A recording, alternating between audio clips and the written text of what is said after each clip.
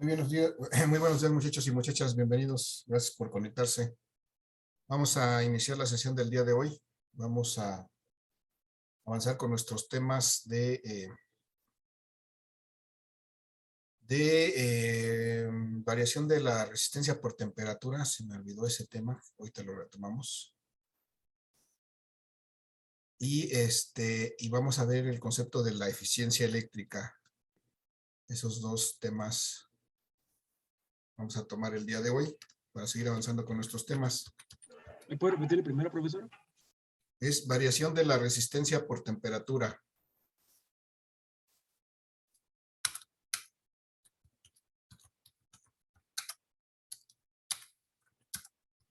Ahorita lo voy a poner, lo estoy poniendo en la diapositiva porque se me había olvidado, pero ya, de ahí lo pueden tomar. Ok, entonces vamos a iniciar con ese tema y después vamos a proceder a ver lo que ya nos compartieron sus compañeras en una exposición. Lo vamos a retomar para ver lo que es la eficiencia eléctrica de un circuito, o más bien la eficiencia de un circuito eléctrico o la eficiencia eléctrica en general. Entonces voy a compartir, muchachos, mi pantalla para que veamos, podamos ver lo que es pues este primer tema del día de hoy, que es la variación de la resistencia por temperatura. Déjenme acomodarlo porque... Y aprovechando, vamos a ponerle aquí un algo para no tener que dibujarlo.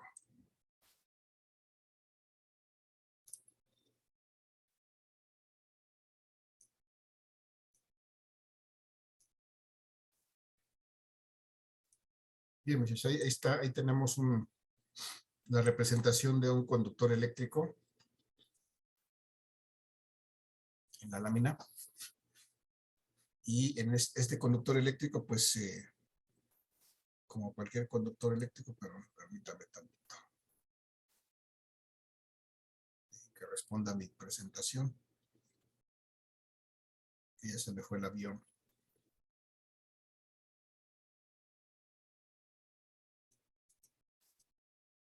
Entonces, hoy vamos a hablar de eficiencia y rendimiento, y aquí se me olvidó agregar ese tema, pero es lo primero que vamos a tocar, que es la variación de la resistencia por temperatura.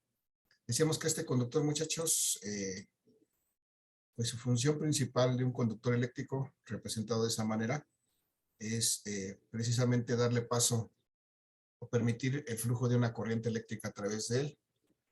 Normalmente, esa es la función de cualquier conductor, dejar pasar corriente, una corriente eléctrica que puede ser aprovechada en el funcionamiento de un circuito eléctrico. Desde luego esto va a ser pues una serie de electrones que se van a mover aquí a través de este conductor. Y como habíamos visto antes, muchachos, este conductor, pues por su naturaleza, por el material de que está hecho, tiene unas ciertas características. Para empezar, tiene una resistencia eléctrica determinada. Y vimos que esa resistencia eléctrica pues depende pues de qué tan largo es, depende del material con que esté hecho y depende de qué tan grande sea su sección transversal, es decir, el área por la que pueden atravesar estas cargas eléctricas. Pero resulta que también la temperatura tiene una influencia sobre esta resistencia. Entonces la temperatura también juega un papel importante en la determinación de la resistencia, es decir, en la variación de esta resistencia. Por ejemplo, si aquí este conductor a una cierta temperatura tiene una resistencia inicial, la vamos a simbolizar de esta manera, como una R subíndice 0. Esta será la resistencia inicial de este conductor, y eso estará dado a una cierta temperatura, que vamos a llamar una temperatura inicial, también simbolizada como T subíndice 0. Muchachos, ¿alguien se acuerda de su curso de física 2? ¿Qué es la temperatura o de qué es el resultado de la temperatura? ¿Por qué cambia? ¿Por qué se incrementa la temperatura? ¿Cuál es el fenómeno físico que se produce para que haya un incremento de temperatura? ¿Alguien se acuerda? Muchachos, de su curso de física 2, el inmediato. El aumento o disminución de energía calorífica. De energía calorífica, eso es efectivamente, ese es el resultado, pues. Pero para que aumente esa energía calorífica, ¿qué pasa? ¿Qué es lo que pasa en los materiales? Tiene que existir movimiento de electrones. Movimiento de electrones. En general, movimiento de partículas, ¿no? En el material. En este caso, las partículas que se mueven más son los electrones. Pero en general, cualquier sustancia o material que se calienta, pues quiere decir que sus partículas que lo componen, pues se empiezan a mover más rápidamente, ¿no? A medida que la temperatura aumenta, más rápidamente se empiezan a mover. Y entonces, en el caso de los conductores, pues ocurre lo mismo. Este movimiento de electrones, de hecho, afecta la resistencia de este conductor de una cierta manera. Vamos a ver que si transcurrido un tiempo este conductor obtiene una temperatura final, que voy a simbolizarla de este lado, aunque está en todo el conductor, y esta temperatura final la simbolizo con una T, al final este conductor va a tener también una resistencia R diferente a la resistencia inicial. ¿Y de qué va a depender esto? Pues va a depender efectivamente del movimiento, este movimiento que se induce por el paso de una corriente, pues eso va a generar que haya más movimiento de los electrones aquí, y esto va a hacer que se incremente su temperatura, y a la vez ese incremento de temperatura va a afectar a la resistencia de este conductor, se van a afectar mutuamente, de tal suerte que si después de un cierto tiempo tenemos una temperatura final aquí, pues entonces aquí entre esta temperatura inicial y entre esta temperatura final tenemos lo que se llama una variación de temperatura, que simbolizamos con una letra delta y la T. Hay un cambio de temperatura, una variación de temperatura. Y entonces esa variación de temperatura, pues, y dependiendo de cuál sea la resistencia que tenía inicialmente este conductor y cuánto cambia su temperatura, pues esta resistencia final va a tener un valor diferente. Hay otra característica que son propias del material que también influye en esto. Dependiendo del material que sea, por ejemplo, si este material, suponiendo que son conductores, buenos conductores, por ejemplo, como el cobre, como la plata y como el oro, la plata y el oro usados solamente en aplicaciones muy específicas porque son muy caros. El más común es utilizar el cobre o el aluminio. Actualmente es también más muy útil el aluminio. Pero cada uno de estos muchachos, cada uno de estos materiales tiene una cierta característica, así como tienen ciertas densidades, ciertas propiedades que los distinguen, también tienen una cierta característica que tiene que ver con esta resistencia. Cada uno de estos materiales tiene un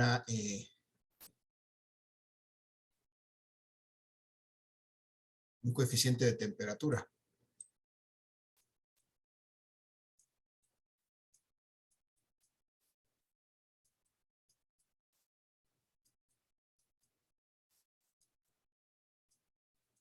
Coeficiente de temperatura, y ese coeficiente de temperatura va a ser pues específico, va a ser diferente para cada uno de los materiales,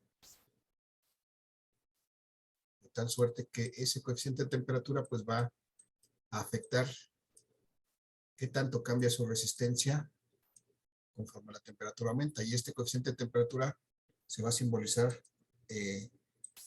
con la letra alfa, y las unidades de este coeficiente de temperatura son grados Celsius a la -1, grados Celsius a la -1, por lo que es lo mismo, voy a poner aquí abajo, 1 sobre grados Celsius.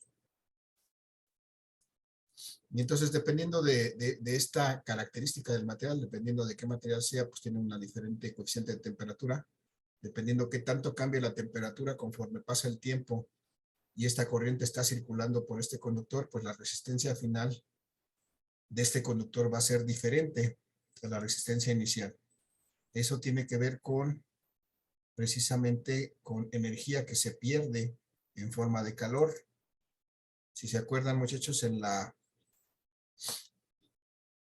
ley de Joule, esa ley de Joule tiene que ver con la corriente que circula por un conductor y con su resistencia.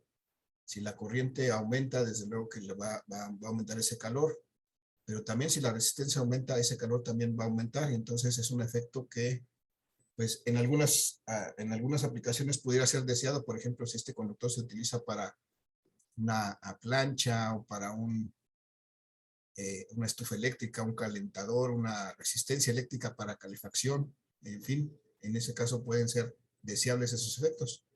Pero si este conductor solamente se utiliza para transportar energía, pues el que su resistencia aumenta, pues es indeseable. Y para nosotros es interesante poder cuantificar esa variación de resistencia, qué tanto aumenta esa resistencia, dependiendo de cómo cambian estas condiciones de temperatura. Entonces hay una ecuación, muchachos, que me rige este cambio de temperatura en una resistencia.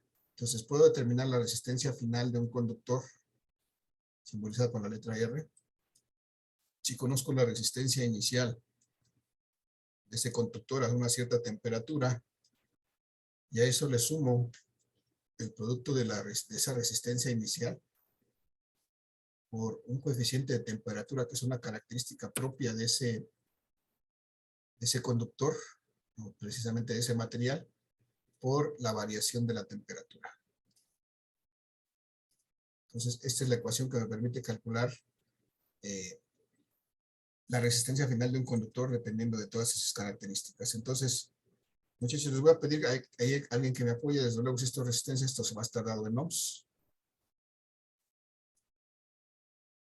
Y vamos a ver si alguien me apoya, muchachos, puede ir a su navegador y preguntarle a su navegador cuánto vale el coeficiente de temperatura del cobre, y me da ese valor, por favor. Así nada más pónganlo, coeficiente de temperatura del cobre.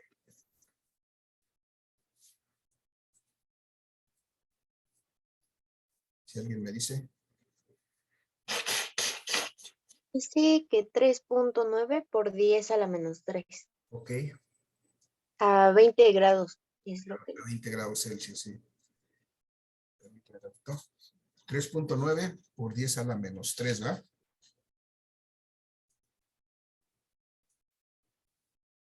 Entonces, alfa para el cobre, el coeficiente de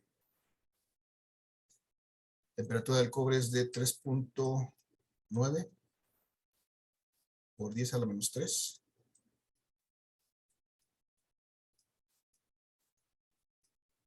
Grados Celsius a la menos 1.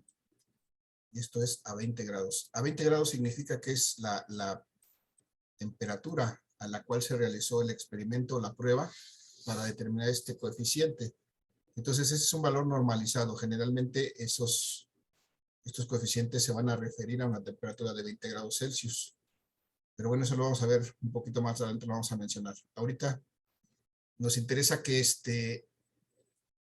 determinar este coeficiente. Bueno, si determinamos este coeficiente, muchachos, y sabemos, por ejemplo, que esta resistencia inicial del conductor era de 5 ohms, por ejemplo, dada su longitud y todas sus características, este conductor tenía una resistencia inicial de 5 ohms. Y que cuando empezó a trabajar estaba a la temperatura ambiente. Por ejemplo, actualmente en la Ciudad de México estaremos a 16 grados, 18. ¿Cuánto tiene por ahí? ¿Alguien puede ver su celular? ¿A qué temperatura estamos en la Ciudad de México? ¿Alguien me puede decir? ¿Cómo, profe? ¿A qué temperatura estamos actualmente en la Ciudad de México? 18 grados. 18 grados, gracias. 18 grados.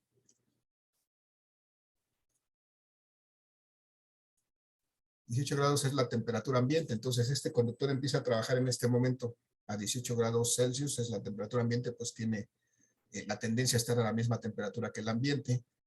Y si después de haber empezado a circular corriente por ellos, después de un cierto tiempo, su temperatura cambia, no sé, hasta, me gusta 18, hasta 44 grados Celsius.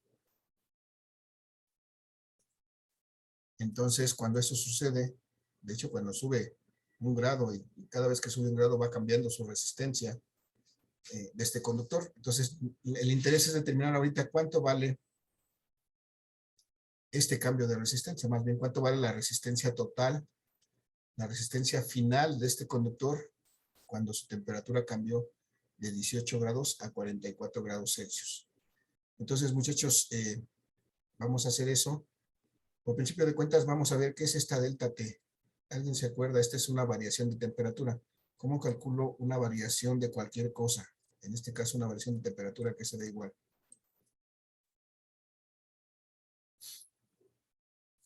La final menos la inicial. A final de lo inicial, recuerden que siempre, para calcular una variación, siempre tenemos que restar el valor final, que en este caso es la temperatura final que simbolizamos con T, menos la temperatura inicial que simbolizamos con T subíndice 0. Entonces podemos calcular la variación de temperatura que sufrió este conductor aquí, si hacemos esta relación. Si restamos los 44 grados Celsius, que son la temperatura final, menos los 18 grados Celsius, que es la temperatura inicial, la temperatura ambiente en este momento. Y entonces con eso podemos calcular la variación de la temperatura de este conductor. Y aquí tenemos 24 menos 18, 26. 26.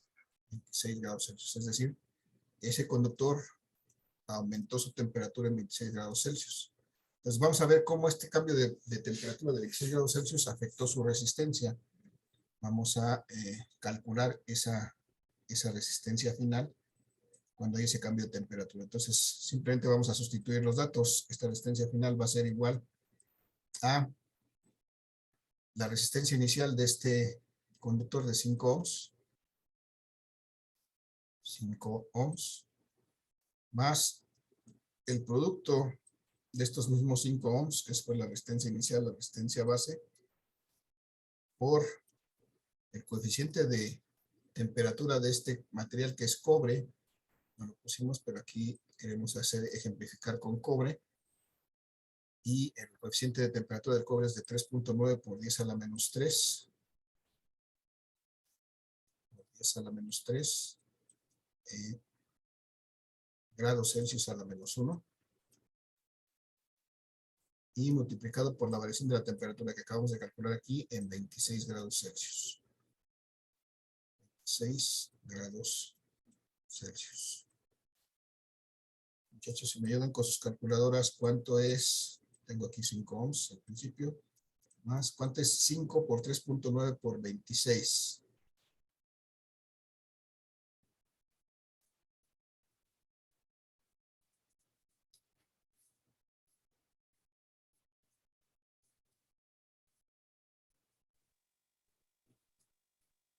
Muchachos, ¿alguien me ayuda con sus calculadoras? 5 por 3.9 por 26. 507. ¿Cuánto? 507. 507. 507 punto y algo o nada más 507. 507 centavos. Nada. 507 y por 10 a la menos 3. Por 10 a la menos 3. Y estos grados Celsius a la menos 1 con estos grados Celsius se eliminan. Y me quedan solamente ohms. Si quito este exponente, pues voy a tener que es 2, 4, perdón, 1, 2, 3. Esto sería 5 ohms. Más 0.507 ohms.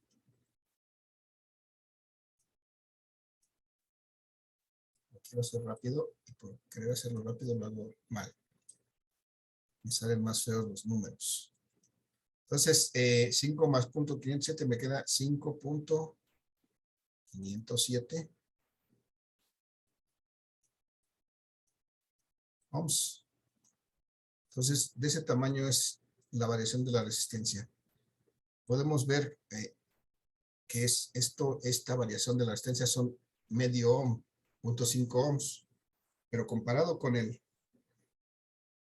valor de la resistencia prácticamente es el 10%, o sea, su resistencia se incrementa en un 10%, y desde luego, pues eso va a afectar al calor que se genera, porque aquí va a seguir pasando una cierta corriente durante un cierto tiempo, y entonces esto va a generar energía en forma de calor, de acuerdo con la ley de Joule, que pues va a ser mucho mayor. Entonces esto generalmente se refleja en una pérdida, en una energía que no se aprovecha. Entonces, por eso es deseable que se mantenga al mínimo la variación de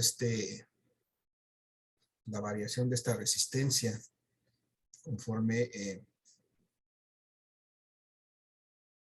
conforme cambia la temperatura, o que el cambio de temperatura afecte lo mínimo a esta resistencia. Y de esa manera, pues aprovechar mejor la energía, perder menos, minimizar las pérdidas debido a este efecto de la resistencia, a ese efecto Joule, del calor producido por una corriente que circula por un conductor que tiene una cierta resistencia. Pero bueno, ahí ya con esto calculamos, muchachos, la resistencia final de este conductor. Lo único que me resta es ver que hay una otra forma de representar esta ecuación. Esta es la ecuación básica, pero si yo de esta ecuación yo factorizo la resistencia inicial en estos dos términos, puedo escribir esta ecuación también de esta manera. La resistencia final va a ser igual a la resistencia inicial multiplicado por 1, y eso me da el primer término. Resistencia inicial por 1 va a dar resistencia inicial, más alfa delta T. Entonces, esta es otra forma en la que pueden encontrar esta ecuación. Las dos son la misma, pero algunas tienen utilidad dependiendo de qué es lo que quiera calcular, ¿no? Entonces, son las dos formas en las que podemos encontrar esta ecuación y ampliarla, porque, bueno, en este caso calculamos la resistencia final, pero pudiera ser el caso que necesitemos determinar alguna de las otras variables, ya sea la resistencia inicial o el coeficiente mismo de temperatura, o la variación de temperatura, o dentro de esta variación de temperatura cualquiera de ellas, la temperatura inicial o la temperatura final. Entonces habría que despejar de estas ecuaciones lo que corresponde para poder determinar su valor. Pero bueno, hasta aquí este ejercicio de este ejemplo de cómo calcular la resistencia final de un conductor que varía su temperatura y cómo esa variación de temperatura afecta su resistencia. Muchachos, ¿alguna duda, pregunta, comentario? No, profe. ¿No? Bien, entonces, teniendo en mente que este aumento de resistencia lo que produce son pérdidas, y las pérdidas lo que ocasionan es baja eficiencia, entonces, para eso vamos a ver el siguiente tema. Voy a dejar de compartir un momento y voy a compartir mi navegador para que veamos un poquito de lo que nos compartieron en su tema los compañeros de este grupo en respecto a la eficiencia. Voy a compartir el navegador.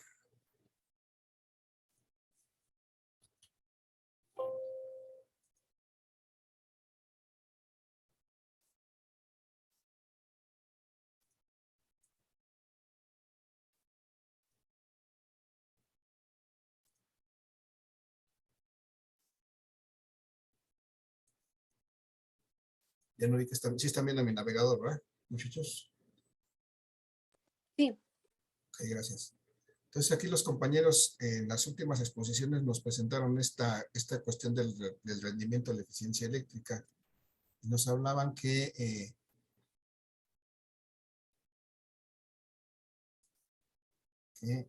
vamos a ver si responde esto. Existía una relación entre potencias para poder determinar esta eficiencia.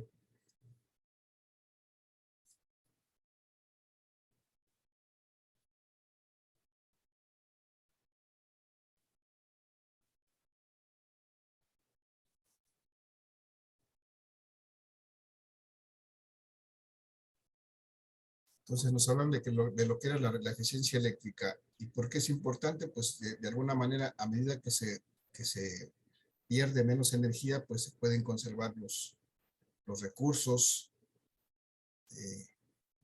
energéticos, pero a nosotros lo que nos interesa es la eficiencia eléctrica. En este caso, la eficiencia, ¿cómo se determina esta resistencia? esta eficiencia. Y acá nos dan dos ejemplos. Una es haciendo la relación entre la potencia mecánica, y esta potencia mecánica la podemos identificar como la potencia útil, la potencia que podemos utilizar con un fin práctico, es decir, lo que desarrolla este motor para poder hacer algún trabajo, el que sea. Y además, dividido entre la potencia eléctrica, que es pues, la energía que le suministra este motor, y que él transforma en una energía mecánica para darle giro a un mecanismo, a una máquina. Entonces, si hacemos esa relación y la multiplicamos por 100, podemos encontrar la eficiencia de este sistema. Igual aquí nos ponen que la eficiencia es la potencia útil entre la potencia teórica. De esa manera podemos determinar la potencia, la eficiencia de un circuito. Nos dan los campos de aplicación y los beneficios de esta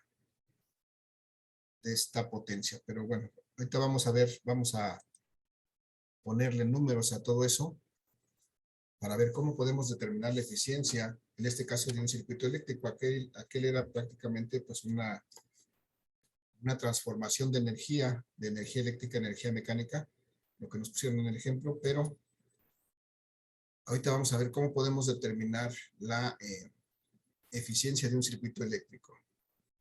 Les voy a volver a compartir la presentación, muchachos. Para eso, pues vamos a tener aquí un circuito eléctrico simple.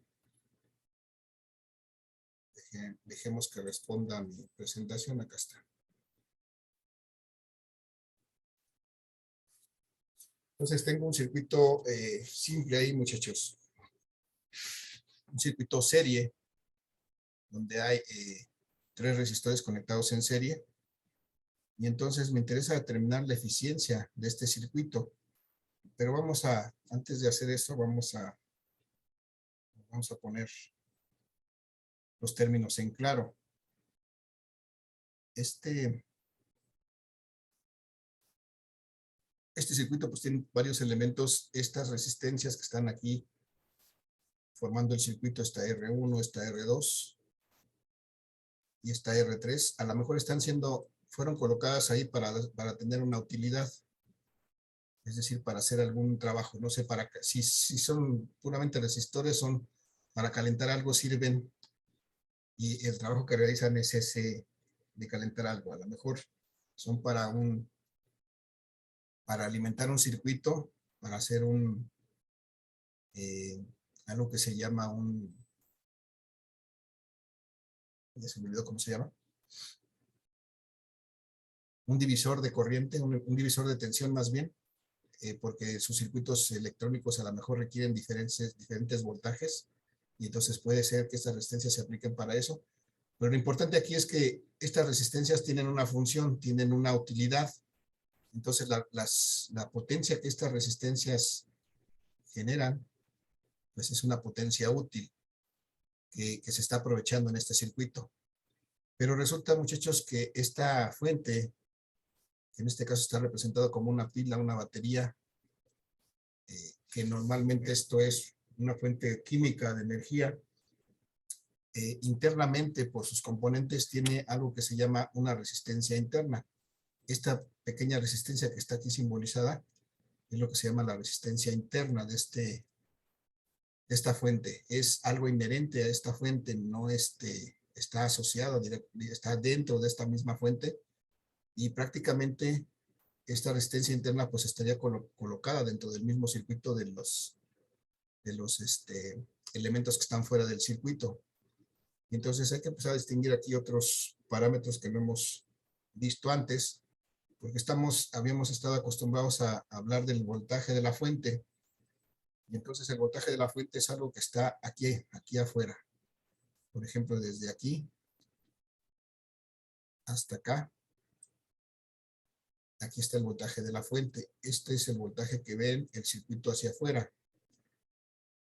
Entre estos dos puntos está aplicado el voltaje que da la fuente. Ese es el que hemos estado manejando como el voltaje que aplicamos a un circuito. Pero debido a que existe esta resistencia interna, tenemos que distinguir porque internamente hay otro parámetro que se llama la fuerza electromotriz y que simbolizamos con esta letra epsilon. Ya lo hemos manejado. Y esto es la fuerza electromotriz. Esto es fuerza electromotriz. Muchachos, y si es fuerza electromotriz, ¿a qué le suena? ¿Para qué sirve?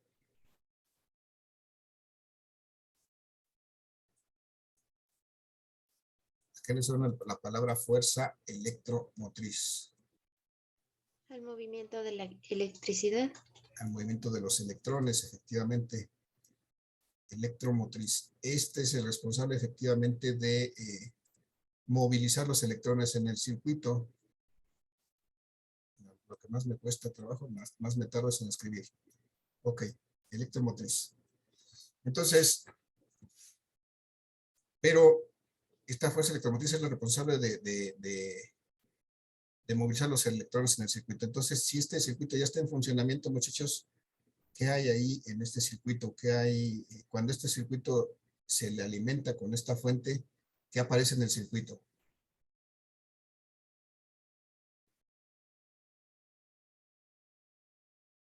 Muchachos, si abro este circuito, no pasa nada. Pero si yo lo cierro y aplico la fuente al circuito, ¿qué pasa? ¿Alguna idea? ¿Deja de fluir la corriente? Cuando lo abro, sí. Ahora es el caso cuando lo cierro. Cuando lo cierro, ¿qué pasa? Es lo contrario. ¿Fluye la corriente? Fluye la corriente. Entonces, hay una corriente que se presenta en el circuito. En este caso, como es la corriente que está saliendo de la fuente, vamos a llamar que esta es la corriente total del circuito. Esta corriente total, pues pasa por todos los elementos del circuito. En este caso, porque están en serie, pues aquí también pasa una corriente por este conductor, por este resistor, perdón. Vamos a llamar aquí pasa la corriente 1 y por acá también pasa una corriente por este resistor, vamos a llamarle que es la corriente 2 y así sucesivamente. Por acá va a pasar una corriente por este conductor, vamos a llamarle la corriente 3. Pero además, por aquí internamente también va a pasar la corriente total y va a atravesar esta resistencia interna.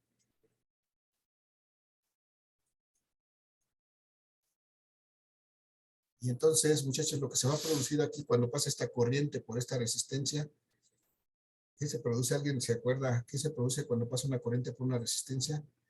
¿O cómo se comporta el voltaje en un circuito de este tipo? En serie. Sí, está en serie, pero ¿cómo se comportan los voltajes? Por ejemplo, ¿cómo son los voltajes?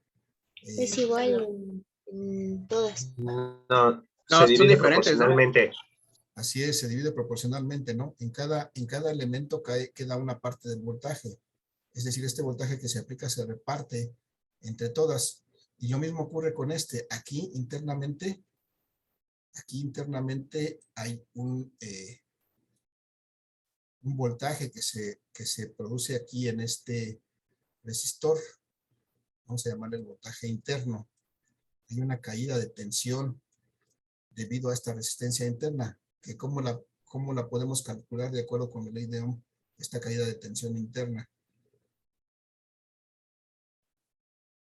¿Cómo calculo un voltaje en general de acuerdo con la ley de Ohm? Muchachos, alguien que se acuerde de la ley de Ohm. ¿Resistencia por intensidad? Resistencia por intensidad o intensidad por resistencia. En este caso, la corriente que pasa por aquí es la corriente total. Y la resistencia, pues es la resistencia interna, la que está aquí dentro de esta fuente. Entonces, aquí hay una caída de tensión, que es esta BI. Y entonces hay que encontrar una relación, muchachos, entre este voltaje externo que ven los resistores hacia afuera del circuito, esta caída interna de tensión, que es este voltaje I, y esta fuerza electromotriz. ¿Alguien tiene una idea cómo estarán relacionados esta fuerza electromotriz, este voltaje y esta caída de voltaje interna en la fuente. ¿Cuál será la relación entre ellos? ¿Alguna idea?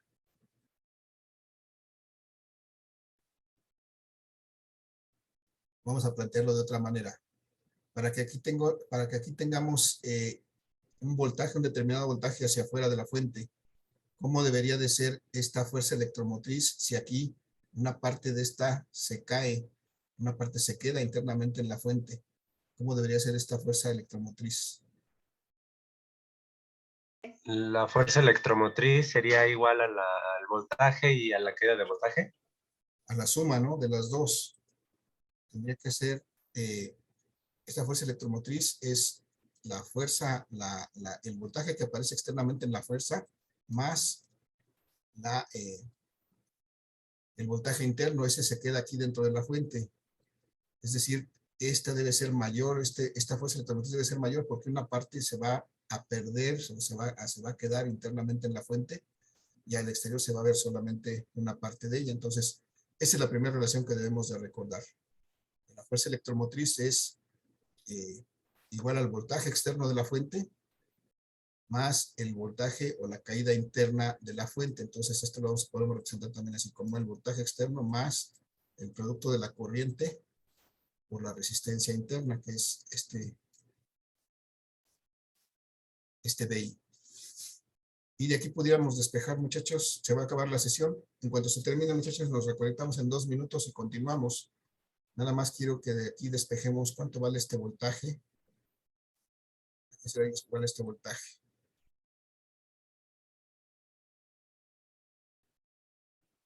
Lo piensan y nos vemos en 2 minutos y me dicen cómo despejamos este valor. Nos vemos en 2 minutos, muchachos. Por favor, los espero. Continuamos con este tema.